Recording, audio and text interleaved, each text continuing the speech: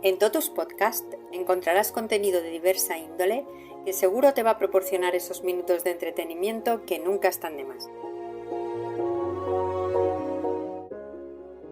Hola oyentes, nos hemos empeñado en que Totus Podcast dedique algunos de sus programas a personajes de la historia que, si bien pueden ser conocidos en el ámbito en el que destacaron, no lo son tanto para la mayoría de los mortales. Y en esta ocasión nos ha parecido interesante dedicarle el programa a Eduardo Benot. ¿Quién fue? ¿Por qué destacó? ¿Cómo fue su vida? Para ello, tenemos el honor de contar con Rafael Jiménez.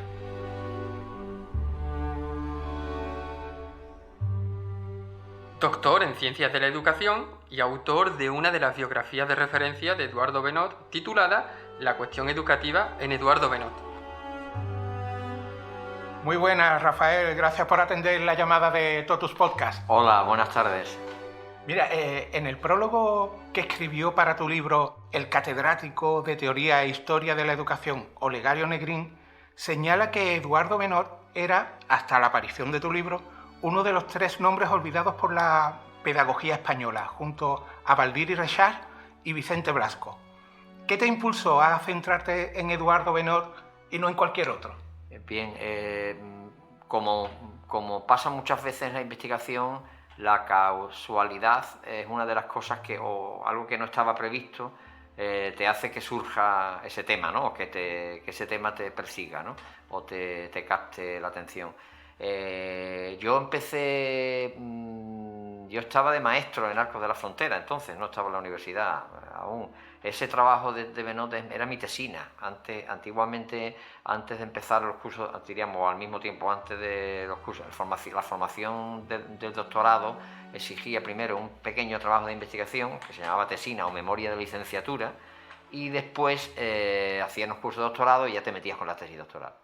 Entonces yo estaba de maestro allí en Arcos, había terminado la carrera por la UNED y da la casualidad de que conozco a una persona que se llamaba José María Capote Benot, y buscando, entonces no había internet, pero buscando en alguna de las revistas que yo recibía, que estaba suscrito ya de educación, vi que Benot había destacado en el tema de la enseñanza de la lengua y de la enseñanza de las lenguas.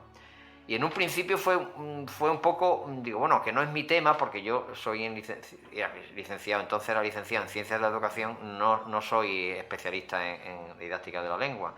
Pero ya hurgando un poco el autor, encuentro que hay un libro que este hombre publica que se llama Errores en materia de educación e instrucción pública.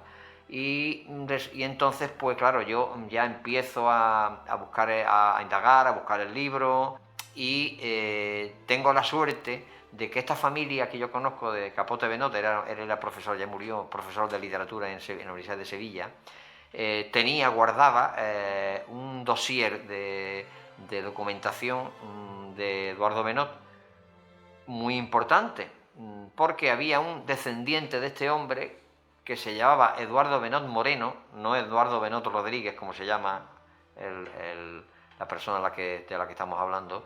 Que era un médico de Arcos, que había vivido en Arcos y que se había enamorado también de la figura de ese antecesor suyo, y había recopilado muchísima información. Yo lo reconozco, que a lo mejor si no hubiera tenido esa casualidad no me hubiera dedicado no me hubiera llamado la atención tanto este hombre, ¿no? Pues Rafael, vayamos, si te parece, a los comienzos de Eduardo Benot, ¿vale? Porque Eduardo Benot nace en Cádiz el 26 de noviembre de 1822, justo cuando España estaba siendo progresivamente castigada con el absolutismo de Fernando VII, o como bien lo llama Nieves con Costrina, el más tuerzo, ¿no?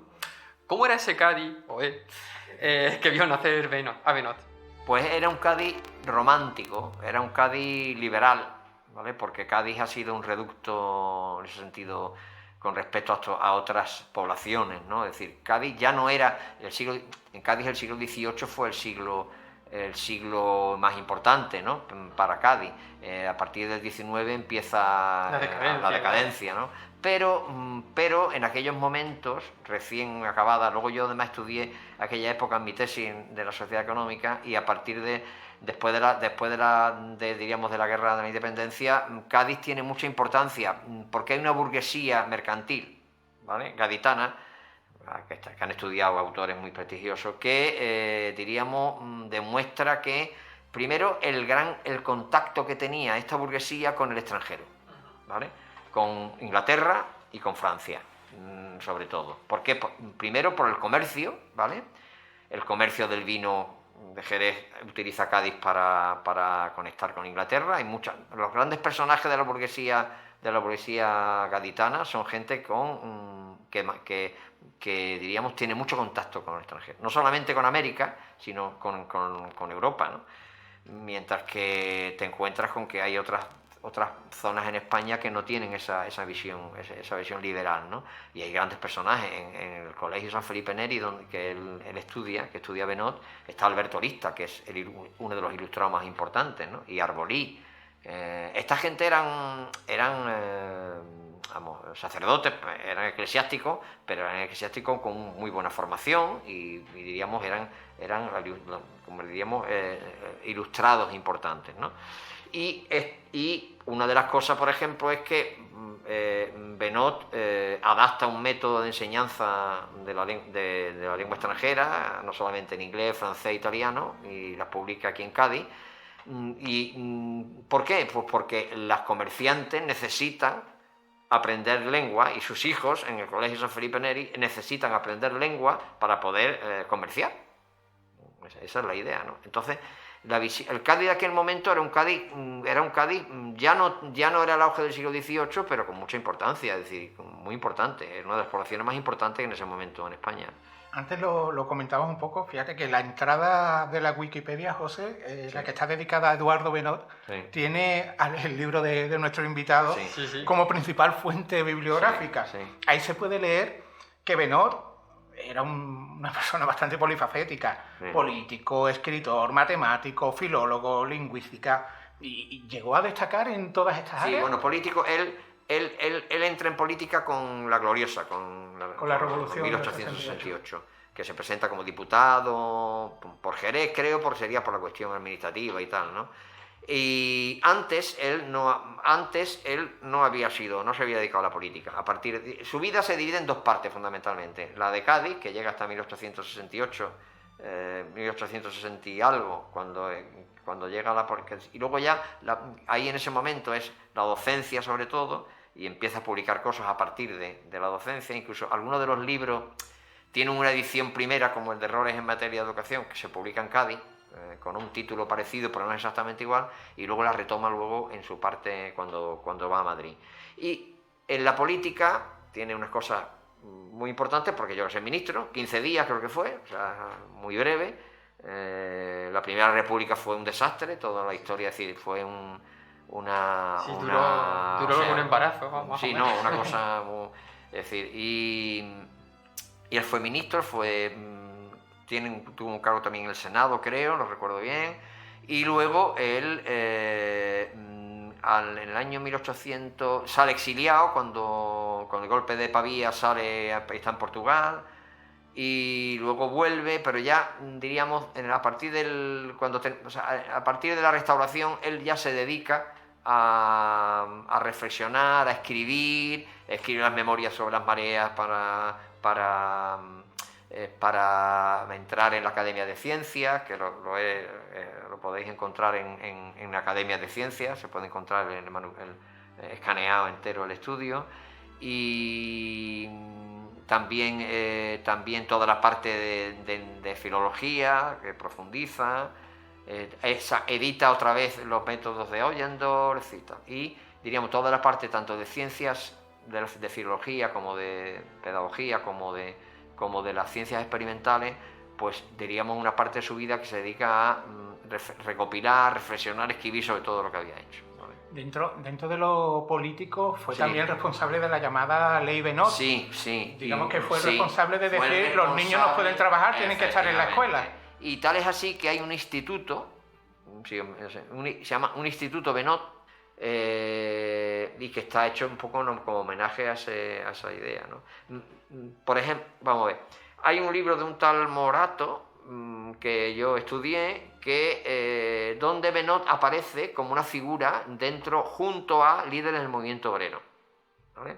Él no llegó a ser un líder del movimiento obrero de los que organizaba las huelgas, pero diríamos de alguna manera lo consideran por estas aportaciones y también por una aportación de la eliminación de la esclavitud en Cuba o algo así, que como un líder del movimiento obrero, junto a los líderes del movimiento del Partido Socialista que comenzaban en ese momento, ¿no? A finales del 19. Sí, pues, has mencionado la gloriosa, ¿no? La revolución Sí, de sí. 1868, Sí. que provocó la fuga de la reina Isabel II. Sí. Algo común, ¿no? Algo parece genético Sí. en los Sí, Borbones, sí. esto de huir, ¿no? Sí. Y bueno, en esta generación podemos encontrar nombres ilustres como Benito Pérez Galdós, Emilia Pardo Bazán, Leopoldo Lascrarín y el propio Benot. ¿Qué papel desempeñó Eduardo Benot en esta generación? Sí, es la generación del 68. La generación del 68, quien la califica aquí, por lo menos de lo que yo he leído, es Tuñón de Lara. Tuñón de Lara fue un historiador, fue uno de los primeros historiadores de España de la democracia, es decir, diríamos que rompió con la historia escolástica del franquismo. Tuñón de Lara, rebuscando en esos libros he encontrado una edición de bolsillo del siglo XIX, del siglo XX, que lo tengo, que se rompe las páginas ya del libro que tengo, porque son de los años 70. Y Tuñón habla de Benot como ingeniero de los ríos, junto a ingeniero de los ríos, como la generación del 68, que es puente entre la Ilustración y la generación del 98. Recoge, se ve claramente, Benot es alumno de Alberto Lista, ¿vale? Ilustrado, y luego él influye en la generación del 98. En la biografía que hizo James Gibson de de Antonio Machado, aparece citado bastantes veces. Gibson escribió un artículo sobre la ley Benot y sobre Benot, resaltando la ley Benot en El País en el año 2005. Y una de las cosas que yo me he preguntado también es qué contacto tiene con la Institución Libre de Enseñanza, que es un poco el movimiento que está detrás de la generación del 98 y luego el enlace con los ideólogos del socialismo, ¿vale? Con la base del socialismo. Pero bueno, la cuestión de la generación está muy interesante porque es como conecta, es un ejemplo de cómo conecta con la otra, ¿no? Pues vamos a aterrizar en la labor pedagógica o en el legado educativo de Eduardo Benot. Sí. En el libro destaca que su empeño arranca desde la propia definición del concepto educación. Sí. Bueno, en aquel momento ya empezó, o sea, la educación en el siglo XIX, ya a final del siglo XIX, ya la educación se conceptúa. Una de las cosas que insiste él es que la educación hay que diferenciarla de la instrucción, y que la instrucción es adquirir conocimiento, pero que la educación es mucho más, es decir, la educación moral, de virtud, la educación física, en la educación física, él practicaba la esgrima, porque además en el Colegio San Felipe Neri se enseñaba esgrima. Esgrima era un deporte casi aristocrático, ¿no? Incluso de origen español, por cierto. De origen español. Sí, porque además es caro, debe ser, pero que con eso quiero decir que la educación es una cosa, digamos, integral, que no puede ser una educación y ya en aquel momento se planteaba que en la escuela se tiene que enseñar, la educación se tiene que enseñar no solamente la instrucción, los conocimientos, ¿no? ¿Y cómo entendía Eduardo Benot la libertad de enseñanza? La libertad de enseñanza es muy curioso, ¿no? Él plantea que, bueno, que la enseñanza, cualquier institución puede enseñar, cualquier persona puede enseñar que esté capacitada, pero él plantea de que cuando, diríamos, la iniciativa privada no ejerce su obligación de enseñar, el Estado tiene que intervenir de alguna manera. Es muy curioso porque vemos como el liberalismo de aquella época, el liberalismo era lo más progresista que había entonces, claro, y era lo más progresista, porque luego ya el liberalismo se envileció de alguna manera con el neoliberalismo que aparece en el siglo XX, ¿no? Pero el liberalismo en su origen, primero, trata de romper con la tradición o las ataduras que tiene la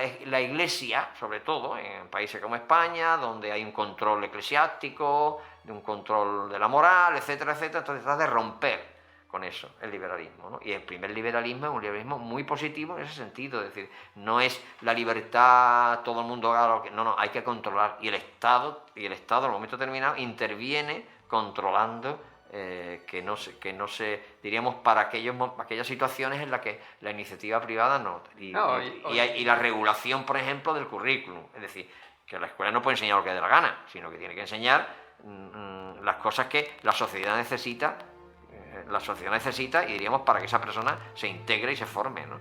Los liberales de hoy día, que se jactan de ser los herederos de aquellos liberales del siglo XIX, bien tacharían a Eduardo Benot de rojo, peligroso, y tendrían los autobuses de Hazte-Oír en la puerta de su casa. En el homenaje en la que se hizo el año pasado, que el Ateneo de Cádiz publicó varios artículos, a mí me publicó un artículo sobre la parte educativa, y José Antonio Hernández Guerrero, catedrático de teoría literaria, dice en ese artículo que, y es verdad, que una de las cosas por las que Benot fue olvidado es porque Benot era entonces la extrema izquierda. Es decir, no era ni la izquierda, era lo que estaba en ese momento en la extrema izquierda. Es decir, y que sus ideas políticas no caían bien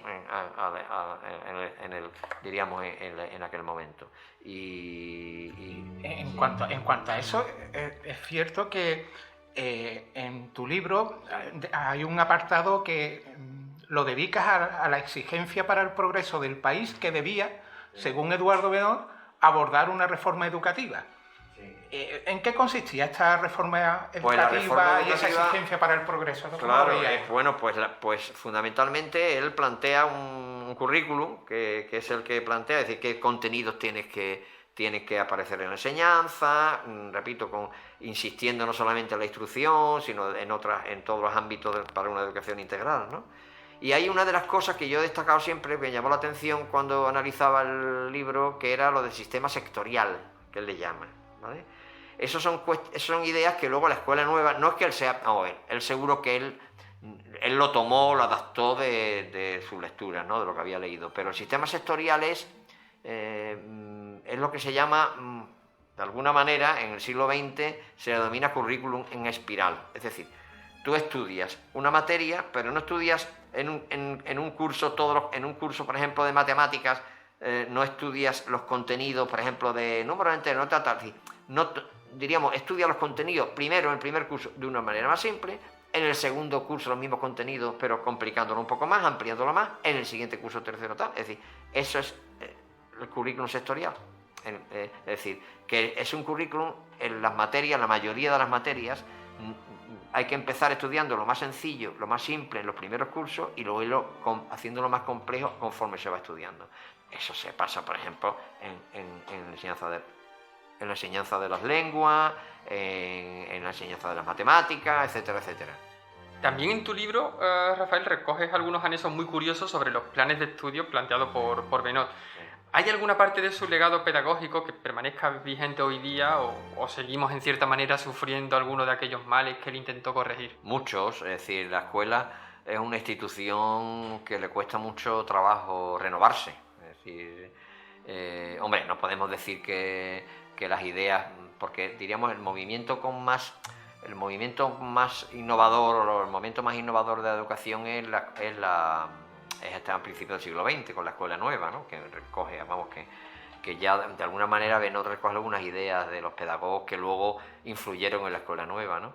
Y la escuela, es decir, todas esas ideas pedagógicas, muchas de ellas siguen todavía sin plasmarse en la realidad educativa. ¿Por qué? Pues porque cuesta mucho trabajo cambiar las cosas, ¿no? Y por ejemplo, los principios de actividad, del interés, del interés, etcétera, etcétera, incluso a pesar de que diríamos se plantea en la escuela el uso de las tecnologías y tal, muchas veces el uso de las tecnologías se pervierte porque se sigue utilizando de una manera pasiva, ¿no? Es decir, se utiliza las pantallas como si fueran un libro de texto que hay que leer y estudiar, ¿no? Y no tiene sentido ninguno, claro, no hacerlo así. Pero bueno, la escuela, yo es que creo que, y es una idea que tengo en la cabeza, vamos a ver, yo creo que la escuela es distinto, el currículum, ¿vale? Es decir, para las élites que el currículum para las clases medias y trabajadoras.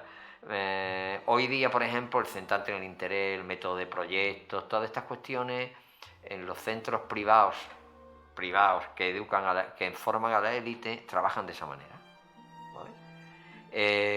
Los jesuitas, por ejemplo, son centros, no porque los jesuitas tienen escuelas también para las medias trabajadoras, no solamente educan a élite, pero el currículum por proyecto, por ejemplo, que tanto se habla, esta gente llevan ya un tiempo implantándolo en su centro. Yo tengo un doctorando, bueno, ya doctor, que trabaja en un centro en el campo de Gibraltar para alumnos de élite, para la élite, y eso es privado, y trabaja por proyectos, y trabaja en... Es decir, todo eso, y sin embargo, en la escuela pública eso no se hace cuando se podía hacer, pero la estructura y quien maneja la estructura lo impide, pero en esa escuela se podía trabajar de otra manera, pero digamos, no se prima quien innova, al revés, se le controla mediante trabajos burocráticos que son inútiles, etcétera, etcétera. Yo creo porque no se quiere, pero porque el sistema no quiere. Si no, se podía hacer. Claro. Está claro. Pero bueno, se lleva intentando siglos. Esos son hipótesis muy hipotéticas, diríamos, ¿no? Pero es así, vamos, y algún autor ha escrito eso, es decir, es que una cosa es la educación de las élites, basada en la creatividad, en la imaginación, en un currículum donde la gente, sobre todo, no sea la asimilación y la repetición, mientras que en la escuela todavía se sigue igual, ¿no? Niños deberes, hace ejercicio, las divisiones, no sé cuánto, no sé qué. Mira, vamos llegando al final de este programa y si te parece, Rafael, vamos a abordar un poco el aspecto personal. ¿Cómo fueron los últimos años de vida de Eduardo Benot hasta su fallecimiento? Pues fueron, los biógrafos dicen que fueron, diríamos que no tenía casi para comer, porque era una persona muy dadivosa, daba tal. Ahí vamos a ver, ya es imposible, diríamos, averiguar realmente cosas que pasaron hace pasaron hace 2 siglos, pero ¿cómo es posible que ese hombre muriera, como dicen los biógrafos, vamos, que no tenía ni, dice el biógrafo, ni para una lata de sardinas, que es lo que comía, se alimentaba? No sé si es que el hombre ya estaba obsesionado con dejar un legado y tal, o que realmente era una persona necesitada, ¿no? Lo que sí está claro es que, como yo escribí en el artículo que publicó el Diario de Cádiz, la tumba estaba la pobre hecha un desastre, claro. Claro, eso te queremos preguntar para finalizar la entrevista, ¿no? Que a pesar de que tu libro se publicó se terminó de imprimir, ¿no? En el año 1985, año en el que se estrenó Regreso al Futuro, por cierto, tu interés sobre la figura ha permanecido hasta el punto de hace unos meses fuiste a visitar su tumba, ¿no? Y la encontraste. En Wikipedia, creo, aparece una foto de la tumba. Aparecía, no sé si está, aparece una foto de la tumba y del entierro también de la tumba. Una foto, sí. Entonces, pues el año pasado, pues además me llamaba la atención porque estaba en el cementerio civil y entonces pues con un amigo con el que yo corro las medias maratones y esas cosas, pues fui a correr la media maratón a Madrid en final de abril. Y entonces, pues digo, vea, vamos a intentar ir. Él vio cómo podíamos ir en coche y tal, y fuimos al cementerio civil. Yo me llevé una decepción impresionante, porque yo creía que allí iba a haber una entrada con un portero que te guiase, un plano para ver las tumbas, porque ahora allí hay gente muy importante. Allí no había nadie.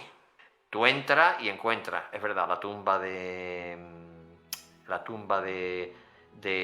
la Pasionaria y la tumba de Pablo Iglesias, ¿no? Que están todas muy organizadas, muy ordenadas, con muchas cosas. Y a la derecha está la de Pi Margall.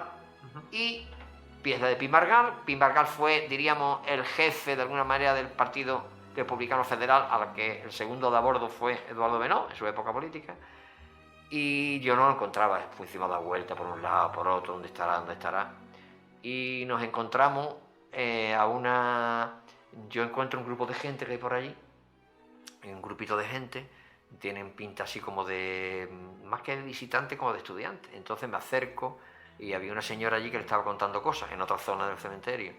Y, hola, ¿qué hay? Mira, ¿dónde está la tumba de Benot? ¡Hombre, Benot! No sé qué, no sé cuánto, no sé qué. Entonces ella me llevó a la tumba de Benot, a donde estaba, ¿no? Me enseñó.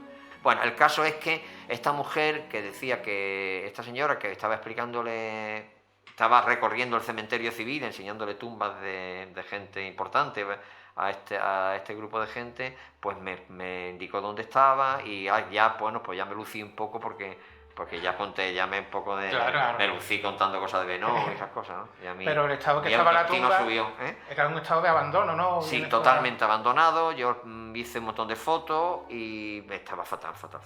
Vamos, la parte de abajo todo rota, había allí un sucio, estaba muy mal. Como muchas de las tumbas que hay allí, se veían que no. Pero bueno, la verdad es que la suya estaba allí, además estaba muy metida, estaba detrás de la de Pi Margall, que sí era un mausoleo grande y tal. Esto era una tumba y simplemente una tumba y ya está, no había un mausoleo. Creo que ya podemos desatar a nuestro invitado y lo podemos dejar marchar. Queda usted libre. Muchas gracias. Si quieres dedicar algunas palabras a todos tus podcasts, a los oyentes. Bueno, pues yo lo que deseo es que estos podcasts tengan difusión, que Eduardo Benot se conozca y voy a contar una anécdota que luego sí creo que es muy curiosa. Un día yendo por la calle, no me acuerdo de qué calle era, en Cádiz, veo una biblioteca esta de viejos, que es el mismo que tiene en la Plaza de San Francisco Raimundo, y tenía otra, yo no sé si lo iba teniendo, tenía otra librería allí, y tenía puesto el libro y lo vendía a €1. Y luego yo fui a verlo a San Francisco, a hablar con él para intentar que me consiguiera un otro libro. Y ya lo subió, ya me lo puso a €2 o €3. Claro, muestra interés y ya, claro. Maldito capitalismo. En aquella época, que era época de las vacas gordas, estos libros se iban presentando por los sitios y el libro se regalaba a todo el mundo. Entonces yo me he encontrado libros, uno de ellos, el que le compré a este Raimundo, que yo había firmado la dedicatoria del libro. Bueno, muchas gracias. Nada. Gracias por escuchar y apoyar Totus Podcast. Síguenos en la web www.totuspodcast.com y en nuestras redes sociales. Hasta el próximo programa.